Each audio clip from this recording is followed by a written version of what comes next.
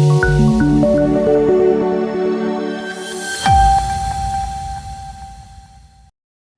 દર્શક મિત્રો, સમાચારની વાત કરવામાં આવે તો વડોદરાના કોર જીઆઈડીસી આગળ રાત્રિના સમયે બે ટ્રકો વચ્ચે ગમખ્વાર અકસ્માત સર્જાયો।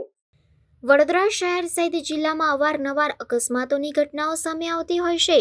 નેશનલ હાઈવે પર ટ્રેલર ચાલકો અને ભારદારી વાહનો બેફામ રીતે પોતાનું વાહન હંકારતા હોય છે, ત્યારે વડોદરા જિલ્લાના પોર જીઆઈડીસી આગળ રાત્રિના 2 થી 2:30 વાગ્યાના સમય દરમિયાન બે ટ્રકો વચ્ચે ગમખ્વાર અકસ્માત સર્જાયો, જેમાં એક ટ્રકના ડ્રાઈવરને સારવાર અર્થે ખસેડાતા ડોક્ટરે તેને મૃત જાહેર કર્યો, તેમજ ગાડીની રોડ પર લાંબી કતારો જોવા મળી।